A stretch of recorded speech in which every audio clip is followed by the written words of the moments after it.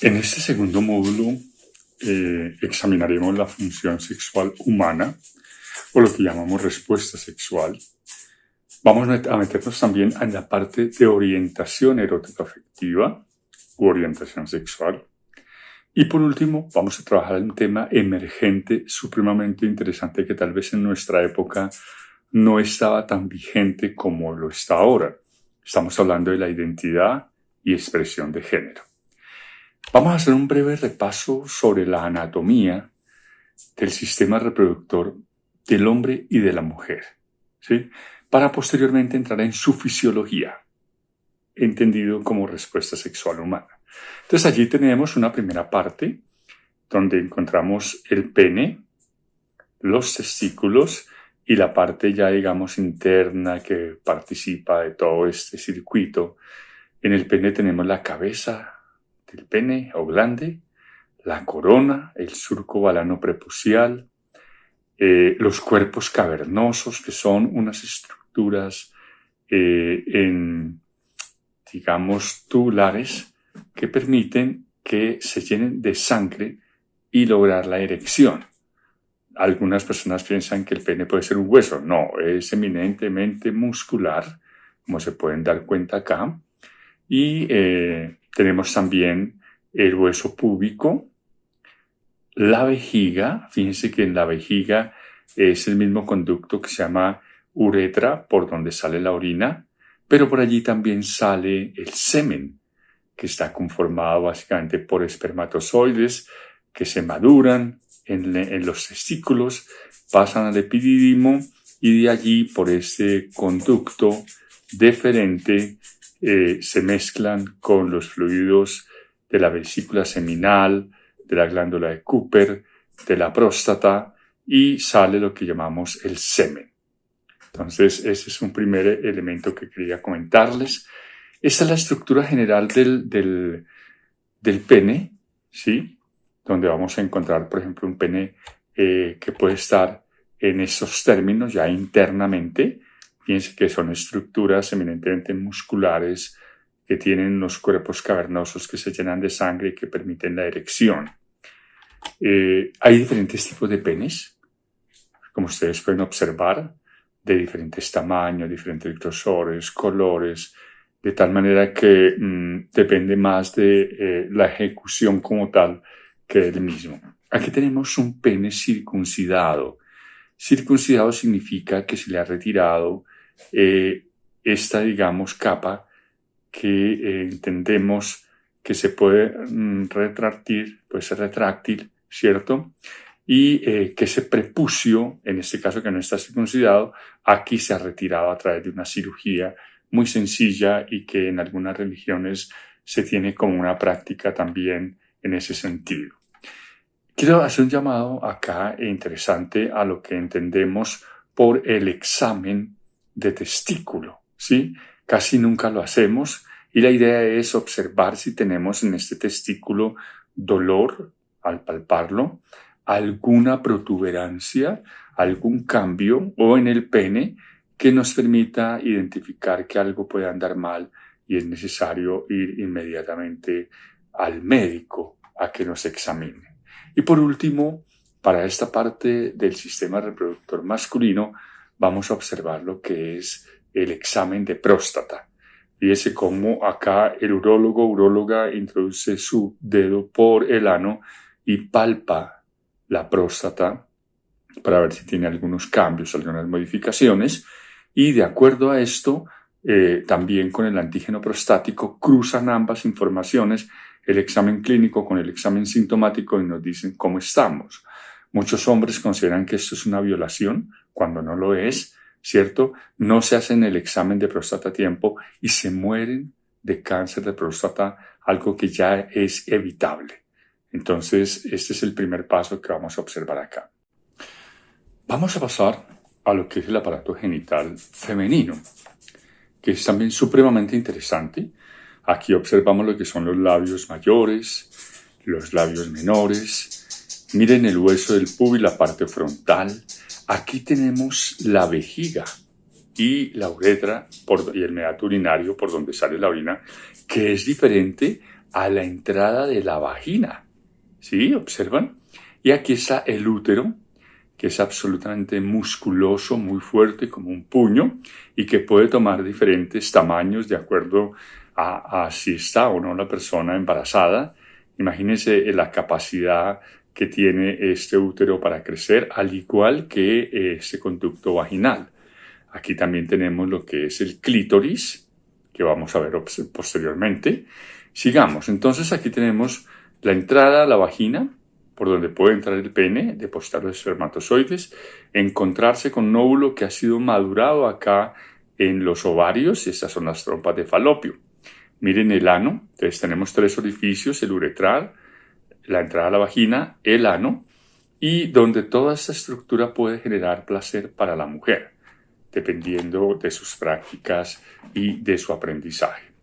Aquí tenemos la vulva, que es la parte externa de los genitales femeninos, donde tenemos el pubis, y en el pubis tenemos estas vellosidades que permiten amortiguar cualquier golpe, cualquier, digamos, amenaza que hay allí. Entonces, eso tiene un papel interesante.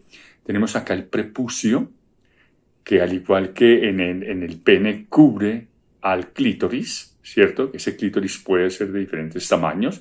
Tenemos acá los labios externos o mayores, los labios internos o menores, la entrada a la vagina, el periné o perineo, que es esta distancia entre el ano y la entrada a la vagina, ¿cierto? Las glándulas de Bartolini, que, digamos, lubrican toda esta área y permiten que tenga la mujer un ambiente adecuado para tener alguna relación sexual, y la abertura uretral. Bueno, este es un corte interesante para observar la vagina y el útero. Observen cómo es de fibroso, de muscular, con una gran capacidad de adaptación, y aquí tenemos los ovarios, donde se alojan los óvulos, allí maduran, y cuando están preparados salen y se encuentran acá en la trompa de falopio, avanzan y pueden ser fecundados por el óvulo por el espermatozoide que ha podido entrar en unas horas antes, y si es fecundado se aloja aquí en el endometrio y comienza a crecer un nuevo ser. Tenemos diferentes tipos de senos, de tamaños, de colores, de formas. No hay un seno prototipo, así la cultura occidental nos haya vendido una idea de senos. Cualquier tipo de seno, esto es maravilloso, ¿cierto? Debemos aprender a querer nuestro cuerpo. Y estos son diferentes tipos de entrada de la vagina, ¿cierto? De clítoris, como se pueden dar cuenta, también hay una gran diversidad.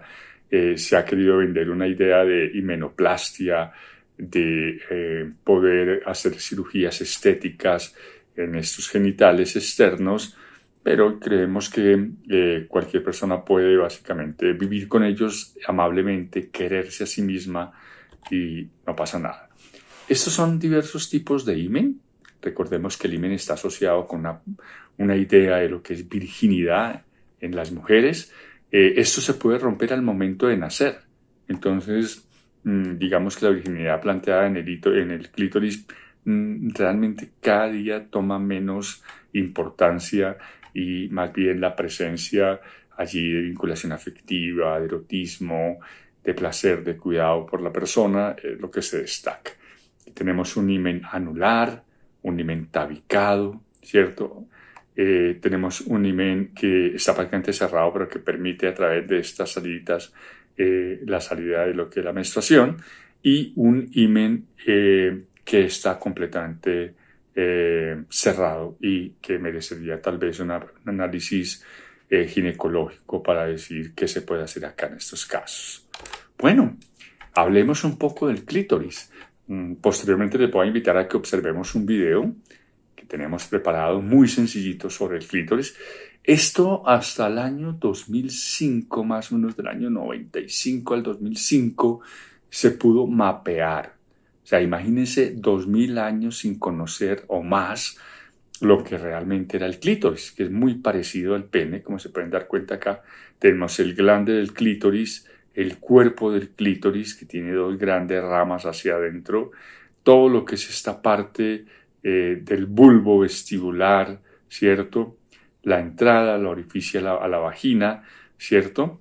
Es decir, es una estructura bastante compleja que parece que su única función es el placer al estimularse.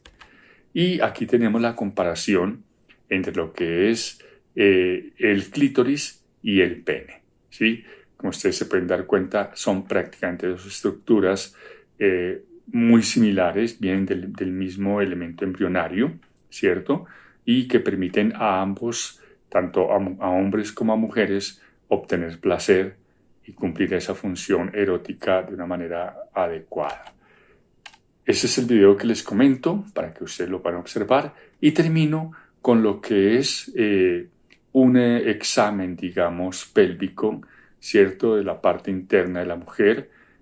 Se puede hacer por espéculo y además observar qué pasa acá, también por tacto, ¿no?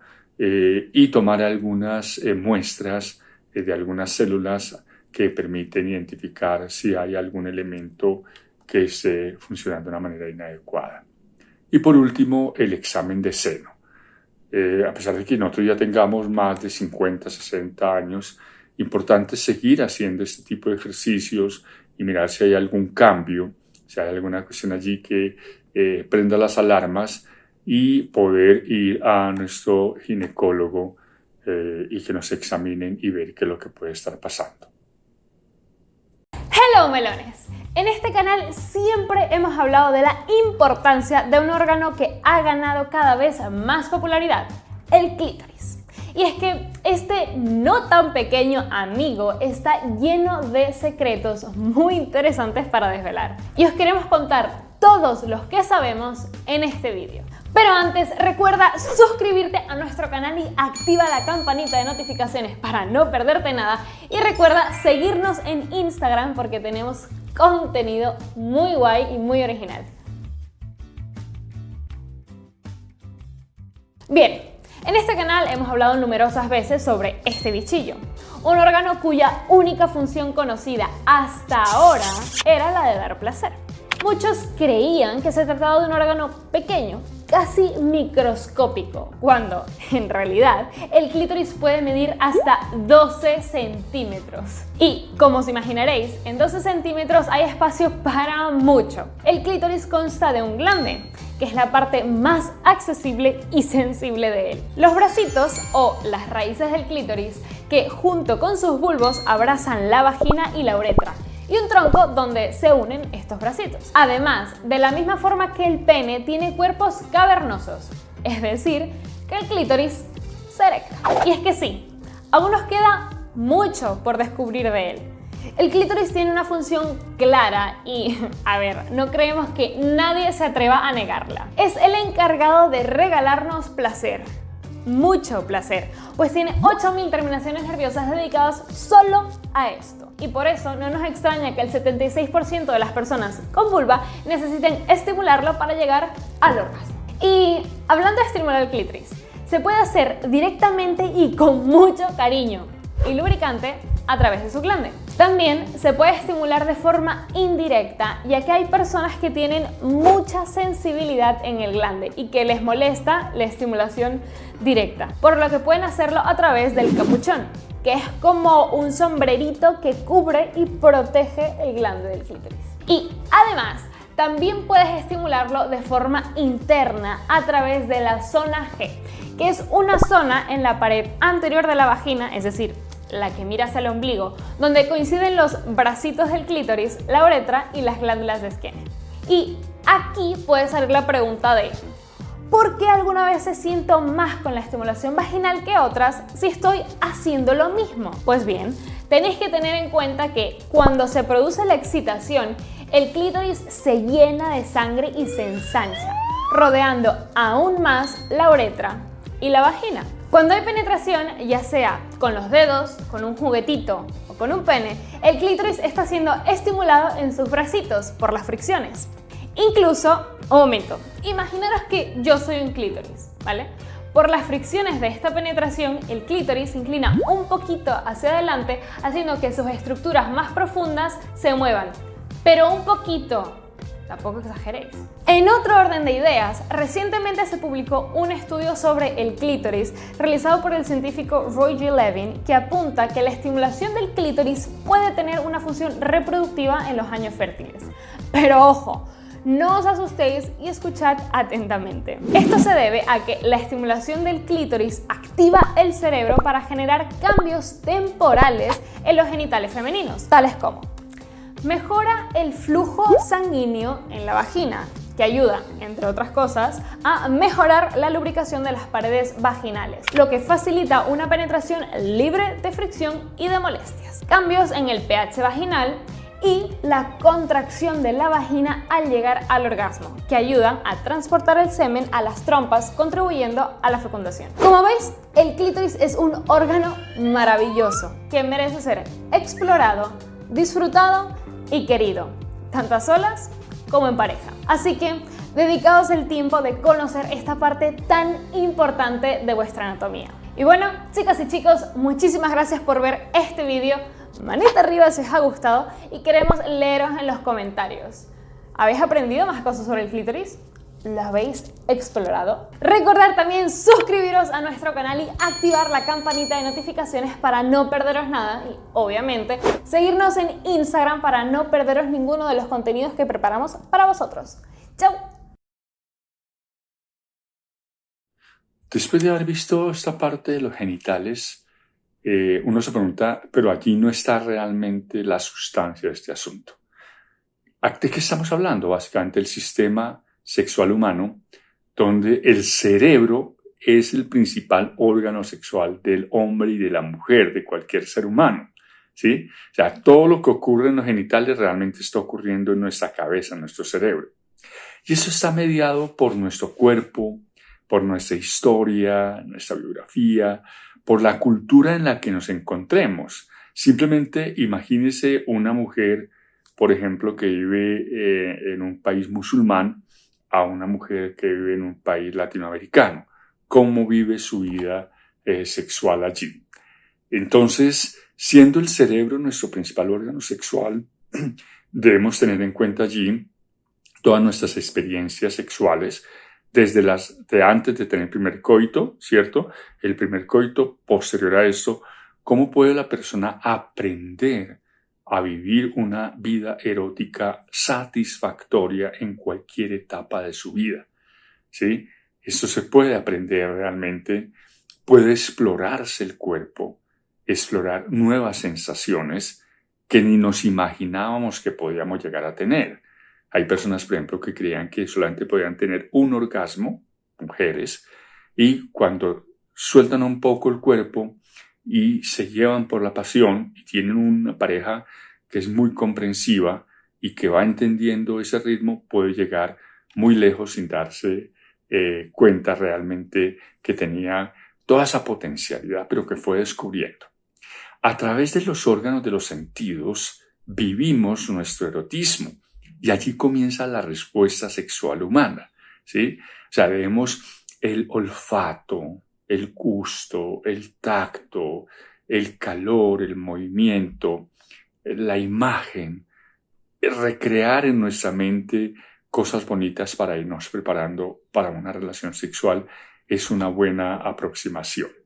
Y aquí tenemos un esquema básicamente donde eso mismo que vimos allá en el aparato genital lo estamos viendo acá, cómo funciona a nivel ya del sistema nervioso central, en nuestra médula espinal, ¿sí? Esto ocurre allí, por eso una persona que ha sufrido una sección de la médula espinal le es tan complicado poder manejar su sistema reproductor y eróticamente necesita apoyo, ayuda, encontrar otras formas de vivir ese erotismo, pero se puede. Entonces recordemos que nuestro sistema sexual humano tiene al cerebro como su principal elemento y su médula espinal para ayudar a que todo esto realmente pueda funcionar. Bueno, esta es una respuesta, esta es una relación sexual entre un hombre, ¿cierto? Acá está el pene, y una mujer, aquí está la vagina. Es un esquema donde estamos observando cómo a partir de una erección del pene podemos introducirlo en la vagina y llegar a un orgasmo, ¿no? tanto en el hombre como en la mujer. Es lo deseable. Un acto sexual heterosexual puede, digamos, tener elementos afectivos, comunicacionales, de unas representaciones de género particulares donde puedo, por ejemplo, yo entender a la mujer como un sujeto de derechos, ¿sí? Y que me dice qué le gusta, qué le disgusta. Y yo como hombre también qué me gusta, qué me disgusta, ¿cierto? Y cómo entre los dos podemos llegar a dispensarnos placer y ambos llegar en determinado momento a un orgasmo que muchas veces la gente lo busca simultáneo, pero no necesariamente se tiene que dar. Puede ser que, por ejemplo, el hombre se demore un poquito más, que la mujer llegue a ese orgasmo y que posteriormente el hombre llegue a su orgasmo también. Pero más atrás tiene unas implicaciones de todo lo que tiene que ver con la seducción, con el deseo, con el enamoramiento, ¿cierto? De cómo llegar a consensuar una relación sexual donde tengamos necesariamente un acuerdo. Ustedes pueden estar viendo acá en esta imagen que es una resonancia de un acto sexual. Aquí tenemos el pene y aquí tenemos la vagina, ¿cierto? Mire que el pene entra curvo y esto permite que al entrar y salir tenga unas sensaciones diferentes y pueda estimular en un acto sexual heterosexual el clítoris de la mujer y llegar al orgasmo en esta situación. Aquí lo tenemos ya esquematizado más claramente. Miren cómo el útero toma una dimensión diferente, ¿sí? Se acomoda para que el pene pueda ingresar fácilmente y todo este sistema realmente pueda funcionar para ambos y llegar al orgasmo. Bueno, en una relación sexual coital se han identificado diferentes modelos para explicarlos. Hay un modelo muy sencillo que me parece supremamente interesante de poderles compartir, que es este modelo de las fases de una relación sexual. La primera fase es la fase del deseo. Posteriormente la excitación, la meseta, el orgasmo y la resolución. Son esas fases mínimas de una relación sexual en la cual vamos a ahondar a partir de ahora. Entonces, en la fase de deseo, los estímulos que lo generan pueden ser muy variados y dependen de cada ser humano, de la historia de cada persona, pero podemos educarnos, ¿sí? Pero más de que esto cambie. La imaginación, la biografía, las experiencias anteriores, los pensamientos eróticos tienen un papel fundamental en todo esto, ¿sí? Para llegar, después de ese deseo, mantenerlo, irnos a la fase de excitación, que es la forma que tiene el cuerpo de responder a ese deseo. Induce la liberación de diferentes hormonas. Eso es básicamente un proceso hormonal que nos activa. Por eso nosotros como adultos mayores seguramente podemos tener un déficit, un descenso de nuestra libido que se puede corregir también comportamentalmente y a veces con alguna ayuda de medicamentos y de apoyo sexológico. Entonces, en esta fase de excitación se incrementa la atracción por la otra persona, todas las funciones comienzan a cambiar, como vamos a ver más adelante, y viene la fase de meseta. La excitación se intensifica, esa excitación logra un nivel máximo y se mantiene a través de esa estimulación física de zonas de especial sensibilidad, ¿sí? Que puede ser los genitales más otras partes del cuerpo, ¿sí? Personas, por ejemplo, que le puede gustar que le toquen los pezones, ¿sí? Otras que no resisten que le toquen los pezones, o que le hable al oído, o sentir el calor del cuerpo con quien está interactuando. Y si se mantiene esa fase de excitación y meseta, llegamos al orgasmo donde se libera toda la tensión acumulada y la persona realmente en su cerebro libera unas sustancias que llaman endorfinas y encefalinas, intensificando esa sensación de placer. Posterior a esa fase de orgasmo, llega una fase como de reposo, ¿cierto? Donde para las mujeres se puede recuperar más rápido, para los hombres un poquito más lento. Observemos esquemáticamente una respuesta sexual.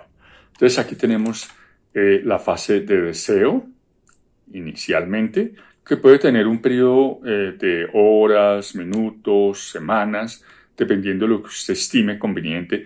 Por ejemplo, si su pareja viaja, y viene una vez al mes a la casa porque tiene 3 semanas de trabajo, 1 semana de descanso, usted puede durante esas 3 semanas estar pensando, y su pareja también, en cómo va a ser ese próximo encuentro, prepararlo, hacerlo algo maravilloso. Y cuando ya están juntos, juntas, pueden comenzar esa fase de excitación, ¿cierto? Que se va incrementando y que puede llegar a la fase de meseta, donde se mantiene, como les decía, esa excitación y llegamos al orgasmo, que es la máxima expresión placentera en Occidente en este caso, y luego la fase de resolución o reposo. Esta es digamos, como la mirada prototipo de una respuesta sexual de hombres o mujeres. Pero aquí tenemos el esquema claramente identificado para la respuesta sexual femenina y la respuesta sexual masculina, donde observamos que hay diferencias. Mire, una mujer multiorgásmica puede llegar a varios orgasmos con una sola penetrada, con su pareja, ¿sí? En el caso heterosexual, porque hay otros casos como la parte, por ejemplo, de mujeres lesbianas que pueden llegar también a muchos orgasmos sin necesidad de penetración, sino de otra manera y otra estimulación. Y en el hombre, además de la fase de deseo, tenemos la excitación, la meseta y llegamos a un solo orgasmo. La fase de resolución es un poco larga y viene lo que se llama el periodo refractario absoluto, donde no responde el pene a las estimulaciones y hay que esperar unos minutos, unas horas, unos días, dependiendo de la condición física y erótica de la persona. Aquí tenemos un esquema, por ejemplo, de lo que es una respuesta sexual de la mujer. En el primer caso es una respuesta prototipo donde hay deseo, excitación, meseta y llega a 2 orgasmos. Podrían ser muchos más, ¿no? Hay mujeres multiorgásmicas. En la fase B, digamos un tipo de respuesta sexual B, donde la mujer llega a la excitación y se mantiene en la fase de meseta sin llegar al orgasmo. Muchas mujeres, por no sentirse mal con su pareja, pueden fingir un orgasmo. Sugerimos que el diálogo con la pareja puede cambiar todo esto. Lo vamos a ver posteriormente en erotismo. Y viene una tercera forma de respuesta que es muy rápida. Miren, la excitación logra acá un nivel máximo y un orgasmo muy rápido en un periodo de resolución igualmente rápido. Esto se puede dar cuando una persona está demasiado excitada, ¿cierto? Y llega rápidamente a su orgasmo, ya después puede tener un periodo de resolución. Entonces, ¿qué cambios se observan en la respuesta sexual a nivel anatómico y fisiológico en una mujer? Mire, por ejemplo, aquí sin tener una penetración, cómo están separados los labios menores y mayores, ¿cierto? Y comienza una especie de preparación de elevación uterina, ¿cierto? Pero no hay un ensanchamiento de la vagina. Aquí podemos comenzar a ver cómo se va ensanchando y cómo se comienza a lubricar esa vagina y los labios menores también aumentan su tamaño y van permitiendo que este introito se abra. En este caso tenemos ya un orgasmo femenino. Si comparamos con esta fase de excitación a esta fase de orgasmo, hay una diferencia muy importante. Miren cómo se ha ensanchado, ¿sí? Mire cómo se ha elongado, hay una gran, digamos, capacidad de crecimiento acá, de tal manera que una vagina bien estimulada puede admitir un pene pequeño o grande, de diferentes tamaños, sin que haya dolor, ¿no? Que depende de la excitación. Y mire el útero cómo ha cambiado su posición para permitir que haya un mayor crecimiento de la vagina, ¿sí? Cuando ya llega al orgasmo, desciende toda esa excitación, pero en la mujer se observa que puede quedar rápidamente preparado para volver a llegar a otro orgasmo. Y esto es interesante. Como les digo, hay algunas mujeres que pueden tener varios orgasmos en una sola penetración, ¿no? Cuando es una relación heterosexual, de tal manera que podemos educar nuestro cuerpo para sentir esto y para llegar allá. Aquí observamos ya los cambios más concretos cuando la vagina no está estimulada, cuando está en la fase de excitación. Miren toda esta geografía cómo cambia. En la fase de orgasmo, mire cómo se estrecha acá, y esto puede significar que también para el pene, por ejemplo, sea muy placentero. Y aquí en la fase de resolución, cuando todo intenta llegar a este momento inicial de no estimulación, pero que queda preparada para poder llegar a una relación sexual exitosa posteriormente. Estos son los elementos ya de comparación, ¿no? Donde tenemos, por ejemplo, una mujer que no ha tenido hijos y una mujer que ha tenido varios hijos, ¿sí? Unos cambios mínimos pero interesantes. De todas maneras, la mujer puede llegar a tener igualmente orgasmos, o sea, ha tenido 10, 12 hijos o ninguno. Y hemos observado la respuesta sexual en las mujeres, ¿sí? Esto aplica para mujeres heterosexuales, bisexuales, lesbianas, de diferente, digamos, orientación erótico-afectiva. ¿De acuerdo? Ahora vamos a pasar a observar la respuesta sexual del hombre, que es un tanto diferente al de la mujer, porque allá hay un elemento que se llama periodo refractario. Entonces, encontramos en este esquema aquí la fase de deseo, excitación, meseta, y después del orgasmo viene una fase de periodo refractario que llamamos, donde el pene no vuelve a estar erecto sino hasta después de unos segundos, unos minutos, unas horas, unos días, dependiendo de la edad y del estado de salud de la persona. Por ejemplo, nosotros los adultos mayores seguramente necesitaremos unos minutos, una hora, tal vez un día. En cada persona es diferente y de acuerdo a si estamos tomando medicamentos, si tenemos una vida sexual activa, una pareja que nos excita suficientemente, ese periodo va a tardar, digamos, va a ser relativamente diferente su periodo de acuerdo a cada hombre y a su historia. Aquí tenemos una respuesta sexual en hombres. Mire cómo lo puntuado era que estamos representándolo en reposo, y con la excitación, la meseta del orgasmo llega a tener esta elongación y a salir semen, que es el conjunto de espermatozoides, que es un 5-10%, de otros fluidos como el de las vesículas seminales, el de la próstata, el de la glándula de Cooper, y todo esto se mezcla y sale por la uretra en una secreción de semen. Aquí tenemos una ejemplificación de cuando el hombre comienza a excitarse, entonces desde la fase de reposo hasta que ya comenzamos a excitarnos. Fíjense que el pene comienza a ponerse erecto, los testículos se pegan al cuerpo. En la fase de meseta, ese pene se puede engrosar aún más, elongar mucho más, los testículos pegarse más al cuerpo, y en la fase ya de orgasmo tener una curvatura y una máxima tumescencia que se llama, o endurecimiento, permitiendo que salga el semen. Durante este periodo de orgasmo hay una contracción del esfínter externo del recto. Algunos hombres pueden llegar también al orgasmo anal durante esta fase. Lo que pasa es que tenemos en nuestra cabeza toda la idea de la homosexualidad y creemos que perdemos virilidad si intentamos otras formas de relacionamiento o de disfrutar nuestro cuerpo. Después de que llegamos al orgasmo, observamos la fase de resolución, donde el pene vuelve más o menos a su periodo inicial de reposo, los testículos descienden y, como les decía, podemos tener unos minutos, horas o días para llegar allí. Este es un esquema ya muchísimo más ilustrativo, desde el pene en reposo, estimulado parcialmente, hasta ya una erección completa y listo para la eyaculación. O sea, es un sistema hídrico donde se llenan todos estos canales, al igual que en el clítoris de las mujeres, y podemos llegar al orgasmo. Bueno, esta es una termografía, donde encontramos el pene en reposo. Fíjense que los colores rojos significan calor, y el grado de sangre que hay en el pene. Entonces, a medida que se va estimulando y se va poniendo más erecto, hasta llegar ya prácticamente al orgasmo. Entre más oscurito, mayor excitado está.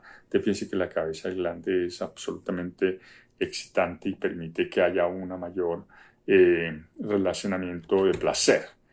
Tenemos el periodo refractario, el tiempo de flacidez, y este es un esquema supremamente interesante que logré encontrar en inteligencia artificial, en Claude, donde aparece la respuesta sexual de un hombre joven, en azul, ¿cierto? Y de un hombre adulto mayor, en rojo, donde podemos encontrar, por ejemplo, que nos demoramos un poquito más en la parte de excitación, tenemos una menor firmeza y más prolongada la fase de meseta, un orgasmo a veces con menor intensidad y duración más corta, que podemos observar, y un periodo refractario más largo y de recuperación más lenta.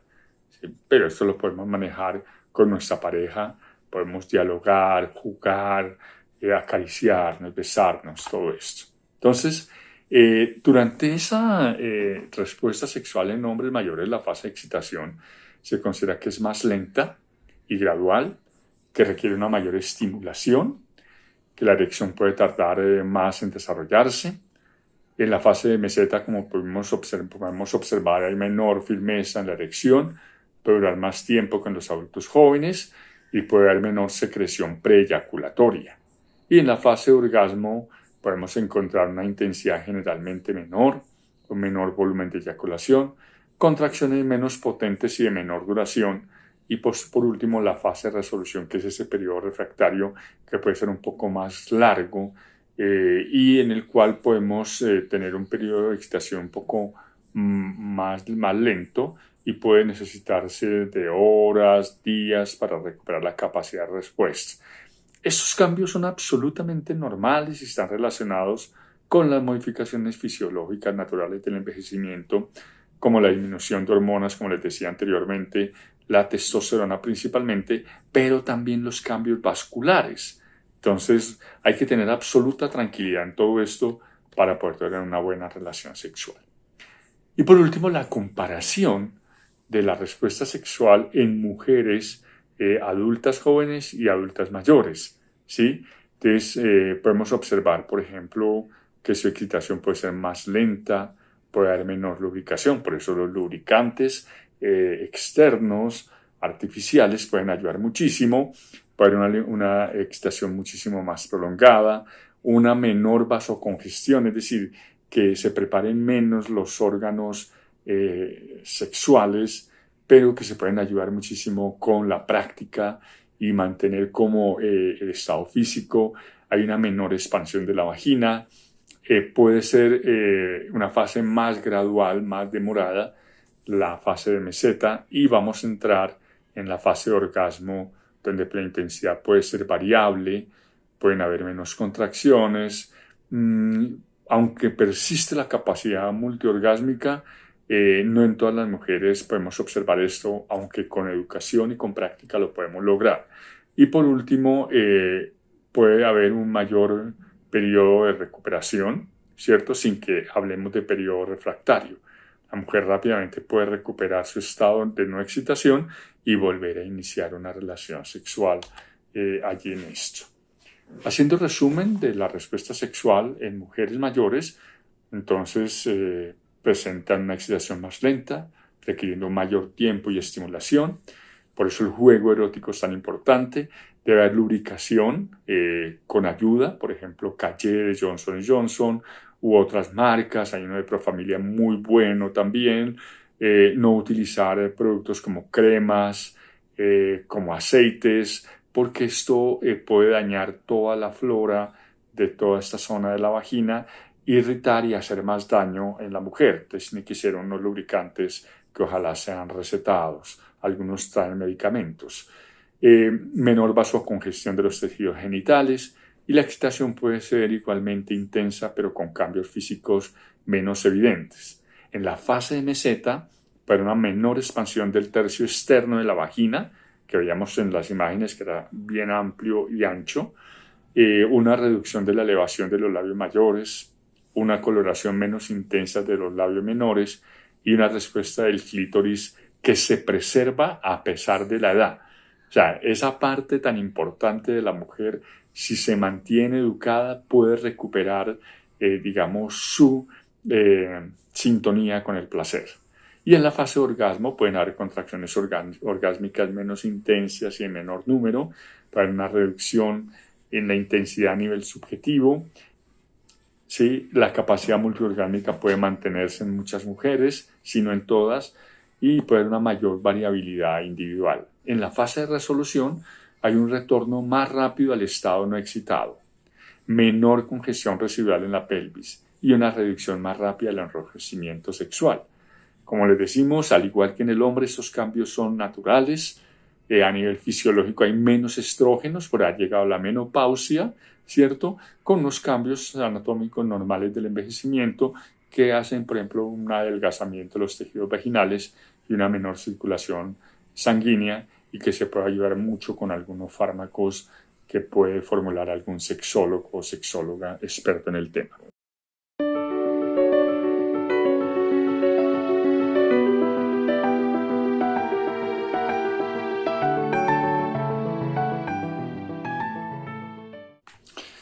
Las identidades y expresiones de género y la orientación erótico-afectiva son dos temas supremamente importantes, y hemos de comenzar por entender lo que significa la identidad.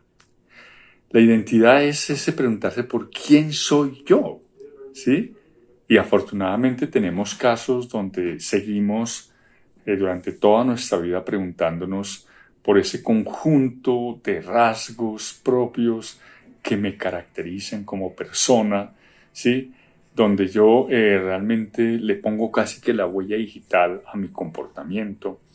Entonces pueden decir, mire, Fernando es un man puntual, le gusta hacer las cosas bien, es honesto, sensible con la gente. Entonces ya hay como, digamos, determinado tipo de rasgos y características que nos hacen diferentes a otras personas, ¿sí?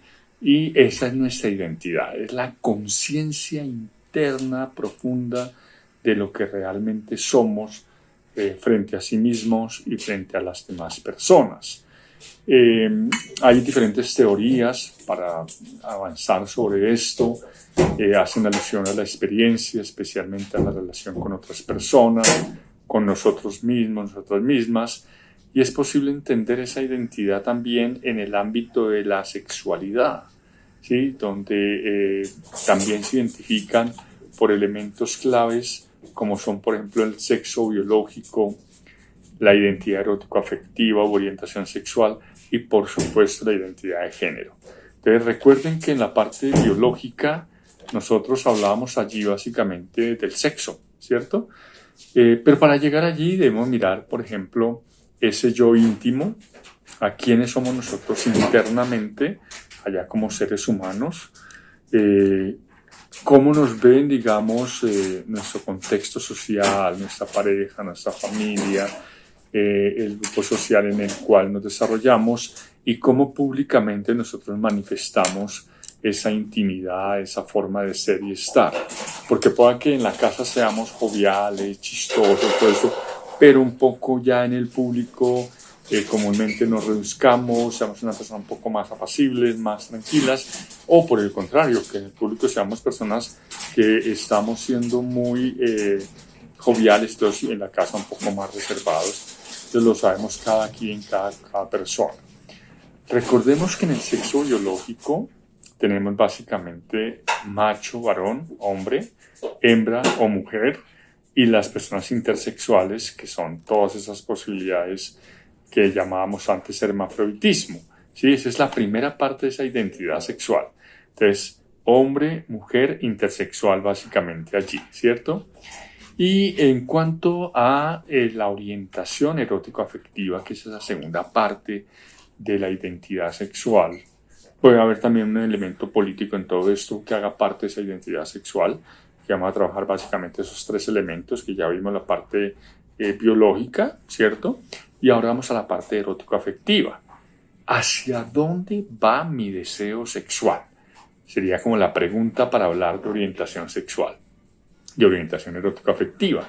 Y allí tenemos básicamente que la orientación erótico-afectiva es la capacidad que tiene cada persona de sentir una profunda atracción emocional, afectiva, sexual y comportamental para tener relaciones íntimas o relaciones sexuales con otro ser humano de un género diferente, ¿no? O del mismo género o de más de un género, ¿sí? Afortunadamente tenemos un mundo en este momento supremamente interesante que nos permite ser y estar como queremos, siempre y cuando no sea un delito, siempre y cuando no hagamos daño a otras personas. Algunos estudios han planteado que la orientación erótico-afectiva puede ser un continuo, o sea que podemos cambiar nuestra orientación sexual a través de la vida. Hay personas adultas mayores que han cambiado su relación. Entonces eran anteriormente heterosexuales, ahora son bisexuales, ¿sí? No pasa nada, desde que lo tengamos claro y la demás gente lo tenga claro y asumir esa responsabilidad de otra manera. Durante la historia de la sexología ha habido diferentes abordajes, explicaciones, teorías sobre la orientación erótico-afectiva, y hay una que me llama poderosamente la atención, que es la de Kinsey. Kinsey planteó un continuo desde la heterosexualidad, que lo puso con 0, ¿cierto?, hasta un número 6 de máxima homosexualidad. Es decir, puede haber una heterosexual exclusivo y un homosexual exclusivo. Y pueden haber personas predominantemente heterosexuales, ¿cierto? Pero pueden haber también personas que pueden ser predominantemente bisexuales, ¿sí? O sea, que tengan la misma atracción por personas del otro sexo y de su mismo sexo, o de otro sexo, o de otras, digamos, identidades de género, como estamos viendo ahora con todas las personas con experiencia de vida trans. Ese es digamos, un esquema sencillo que nos permite, digamos, como un abordaje tranquilo de lo que puede ser nuestra orientación erótico-afectiva.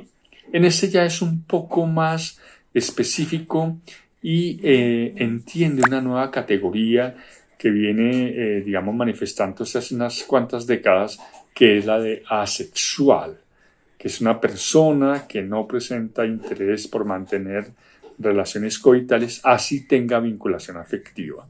Entonces, entre esas dos exclusividades, heterosexual y homosexual y bisexual, podemos también tener la asexual, que es muy interesante de trabajar en esto. Bueno, y este es un esquema que habla de la diversidad sexual, que también consultando la inteligencia artificial me arrojó esto tan interesante, donde, por ejemplo, plantea que una persona heterosexual es aquella que siente atracción por personas del otro género, no el sexo opuesto, sino el otro género, ¿cierto? Y que es, por ejemplo, una mujer atraída por hombres o un hombre atraído por mujeres. En el caso de una persona homosexual, es la atracción hacia personas del mismo género, incluye las personas gays y lesbianas. Bisexual es que esa atracción hacia personas del mismo género, digamos, es más o menos diferente, en el sentido de que puedo tener la misma atracción por hombres, por mujeres o por otros géneros, o un poquito, digamos, diferente en intensidad, pero puedo tener relaciones sexuales con diferentes personas de diferentes géneros, ¿sí?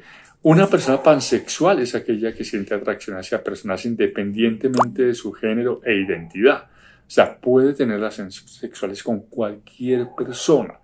Por ejemplo, puede ser una persona, mujer, hombre, trans, género fluido, ¿sí? En general. Entonces, a veces no nos cabe en la cabeza de cómo una persona puede tener esa gran capacidad de atracción, pero existe.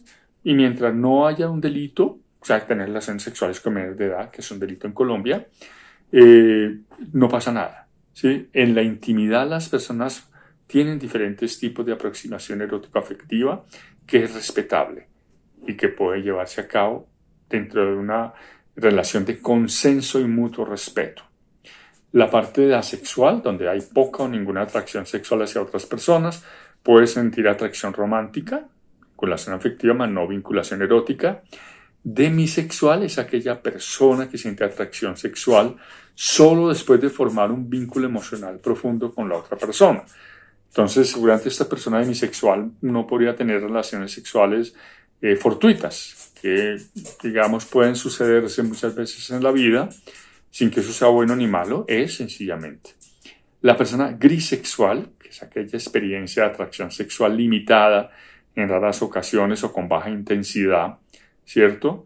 Y la experiencia aromántica, donde hay poca o ninguna atracción romántica hacia otras personas, pero sí mucha atracción erótica. Entonces es lo diferente a lo asexual. Aquí predominaría la parte erótico erótica sobre la parte afectiva. En la parte asexual podría ser la predominio en la parte afectiva sobre la parte erótica. Salir del closet. Hay algunas personas, por ejemplo, que pueden durar toda su vida con una doble vida.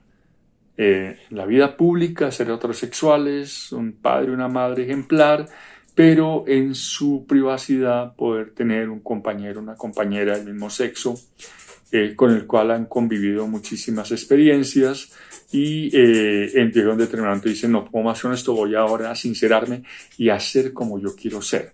Eso es muy importante para la salud mental, para la salud sexual de las personas, lograr sincerarse y salir del closet.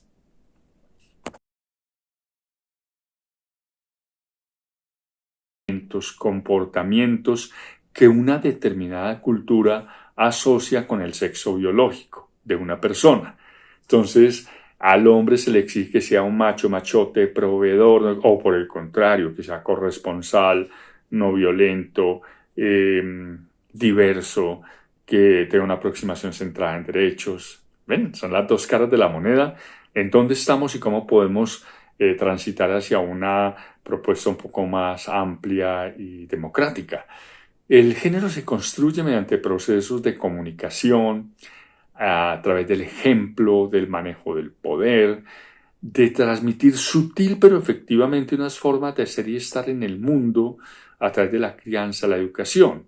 Entonces casi que el primer educador del género es la familia, el padre, la madre, la familia extensa, los medios de comunicación, ¿sí?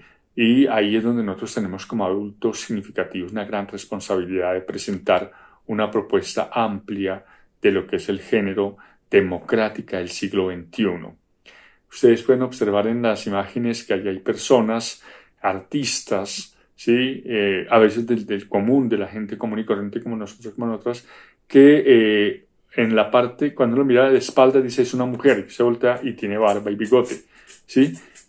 Son personas como andróginas que juegan entre hombres y mujeres y hacen esa mezcla maravillosa y que permite que jugar con todo esto, ¿sí? Nosotros los adultos mayores estamos muy dados a veces a encasillar a la gente. Es blanco, es negro y no se mueve de ahí. No, resulta que la realidad llena de matices, de posibilidades. Bueno, el género atraviesa toda la existencia humana, ¿cierto? Podemos gastarnos toda la vida construyendo ese género y es parte de nuestra identidad individual, ¿sí? Decisiva para poder ser y estar en el mundo. Y podemos irla transformando y cambiando. Yo, por ejemplo, era un hombre tradicional, machista, sí, patriarcal, todo eso. Y poco a poco con mi compañera nos fuimos dando cuenta que eso no era algo favorable para la vida, para la relación de pareja, para la crianza, para mí mismo, para mi salud. Y he ido dando unos pasos interesantes y lo sigo dando. Y eso es un camino interesante de construcción. En el género, algunos autores identifican tres grandes momentos, ¿sí? Uno, la asignación del género, la identidad de género propiamente dicha y los roles o comportamientos de género. Entonces, aquí en esa identidad de género es básicamente el sentido interno, personal del propio género, ¿sí? Y esa identidad de género, por ejemplo, se puede dar en el momento en que nacemos. Cuando el personal de salud dice es un niño, es una niña, porque observan nuestros genitales externos. Y ahí viene un problema, y es que puede haber una persona intersexual y entonces no identificamos bien sus genitales, la denominamos o lo denominamos en determinado género y cuando va creciendo van, digamos, manifestándose sus genitales y vamos a tener alguna dificultad seria porque a la persona le hemos asignado un género que no era al momento de nacer, pero que realmente está sintiendo y viviendo otro. Valga decir que estas personas intersexuales muchas veces no quieren una cirugía, quieren seguir siendo intersexuales toda la vida y que se les reconozca así y vivir de esa manera también está bien y sentirse bien y que las demás personas les respetemos. Entonces, esa, digamos, primera aproximación de la asignación de género hace alusión a cómo nos denominan cuando nosotros nacemos. La identidad de género ya digamos, contiene unos elementos de sentido interno, personal, propio de la persona, donde quiere manifestarse de determinada manera ser y estar en este mundo con un determinado rótulo que ella quiere que la demás gente reconozca y sienta. Y entonces vamos a hablar de la expresión de género, de cómo esa identidad que yo tengo de género la manifiesto, ¿sí? Y es una cuestión libre, una cuestión supremamente interesante que debemos respetar y consentir. Mientras que la expresión de género básicamente alude a lo que son los comportamientos o roles de género, donde, como les decía, por ejemplo, puede ser, antes se hablaba de una mujer sumisa, caserita, que hacía el oficio, la comida, cuidaba a su hombre, a la familia. Eso pudo haber ocurrido en nuestra época y con nuestras abuelas. Ya en este momento las mujeres quieren, digamos, que hay una corresponsabilidad en todos los aspectos de la vida. Y nosotros como adultos mayores podemos también dar ese tránsito, ¿sí? Los hombres son muchísimo más participativos de toda la función de pareja, de convivencia cotidiana, y compartir esos diferentes roles y transformarlos y hacernos muchísimo más corresponsables. Entonces, la expresión de género es cómo se manifiesta el género mediante la ropa, el comportamiento, las apreciaciones y actitudes que tenemos muchas veces con respecto a diferentes temas. Entonces, esos son los tres elementos que tenemos allí, básicamente para posteriormente pasar a lo que son ya las identidades de género y poder profundizar al respecto. Identificar esto nos regala un diagrama donde aparecen algunas identidades de género. En primer lugar, hablemos del cisgénero, que es la gran mayoría de población humana, donde la persona se identifica realmente con el sexo asignado al momento de nacer, ¿sí? Y está de acuerdo con eso. Entonces, es un niño, entonces se comporta como hombre, ¿cierto? Con todos los valores y comportamientos que esa cultura demanda. Es una niña, entonces nos comportamos como mujeres con determinados valores, así a veces no estamos de acuerdo, los podemos cambiar y transformar, tanto hombres como mujeres, y no hay, digamos, ninguna discordancia entre la asignación que nos dieron al momento de nacer y las prácticas o expresiones de género que tenemos. Digamos que aquí hay una cosa interesante y son las personas con experiencia de vida trans. Son aquellas personas que no se sienten identificadas con el sexo asignado al nacer y que prefieren muchas veces transitar hacia otras identidades de género. No necesariamente un hombre biológico transitar hacia mujer, no necesariamente, o una mujer biológica transitar hacia hombre. Hay ya en este momento diferentes posibilidades, ¿sí? Y esas personas, lo veremos posteriormente, pueden o no querer hacer alguna reasignación de sexo, cirugía, transformación. Hay muchísimas posibilidades allí. Hay una identidad de género también no binaria, es decir, que no está de acuerdo con esa mirada tradicional de hombres y mujeres y que quiere hacerse en algún otro lugar del espectro o en ninguno, ¿sí? Y comportarse de una manera más o menos neutra con respecto al género. Y es supremamente interesante esto porque nos interpela, nos pregunta, nos dice, oiga, ¿cómo es que usted ha vivido su género de una manera bipolar y qué tanto eso ha aportado al crecimiento de la humanidad? O puede haber una persona de género fluido, donde su identidad de género fluctúa entre diferentes géneros. Puede ser en un solo día o durante un periodo de tiempo y la persona se siente cómoda y bien con eso. Su personalidad, no hay ningún daño, ninguna enfermedad mental en esto. Simplemente la persona quiere ser y estar de otra manera. Y la persona agénero, así como teníamos asexual, tenemos agénero, que es aquella persona que podríamos hablar de una ausencia de identidad de género. No le interesa identificarse con alguno de los géneros establecidos, ¿sí? Quiere establecer su propia mirada con respecto a esto y ser más allá de lo neutro, ¿sí? O puede haber una expresión de género bigénero, ¿sí? Donde la persona conjuga esas experiencias de las dos identidades bipolares de género masculina y femenina en diferentes momentos de la vida y en diferentes proporciones.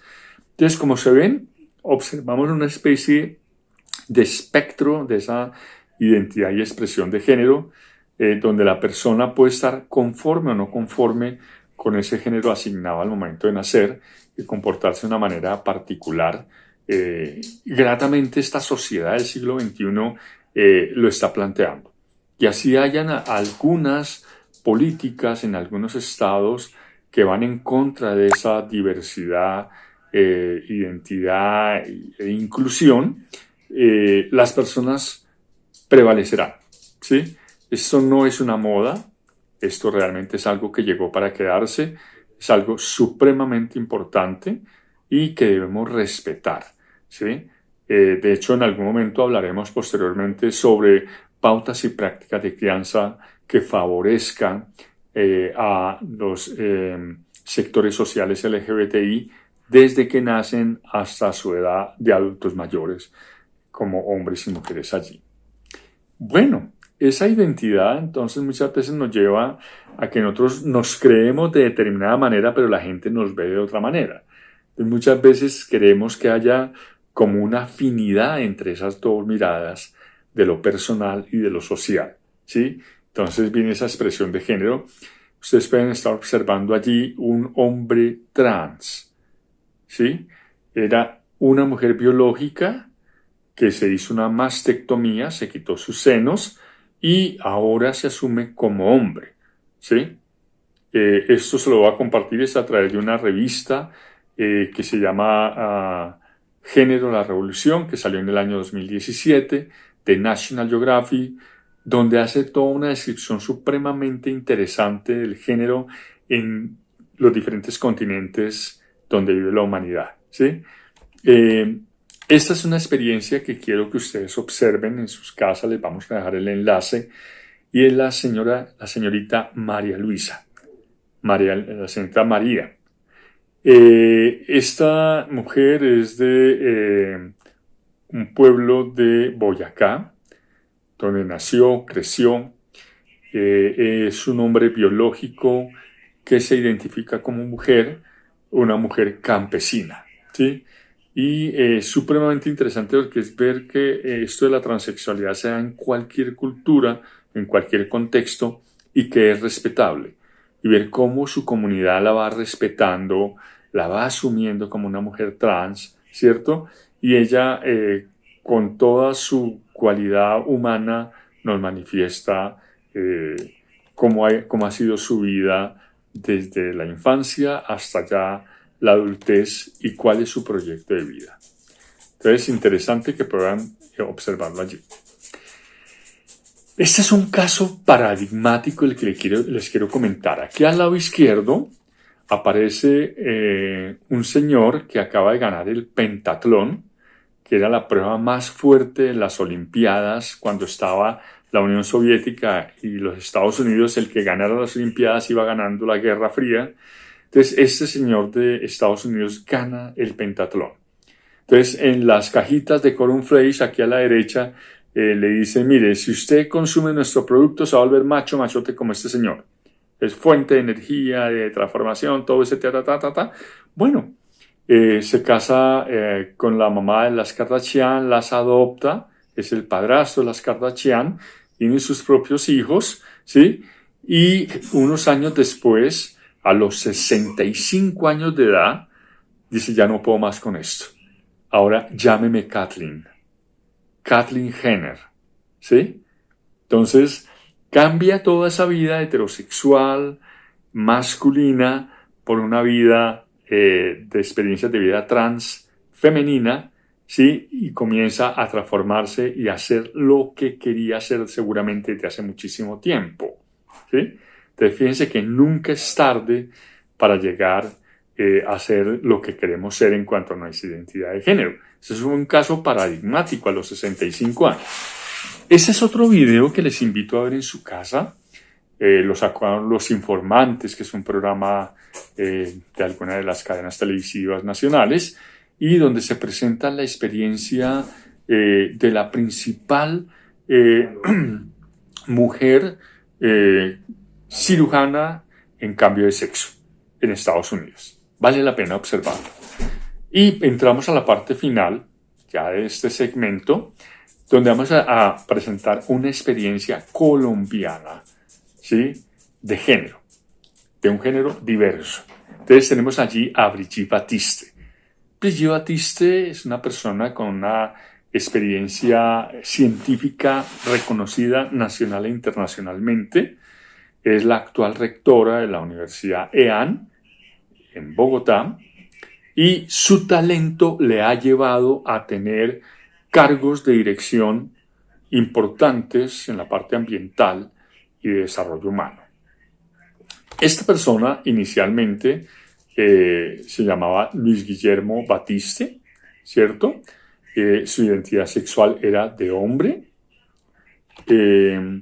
Posteriormente, él se comporta como masculino, o sea, su identidad de género hombre, su expresión de género masculina, y al cabo de un tiempo comienza a transitar, a dejarse el cabello más largo, a comenzar a sentirse de una manera diferente, lo consulta con su compañera y comienza a transformarse de esa persona hombre, masculino, heterosexual, con 2 hijas, ¿cierto?, a una persona trans.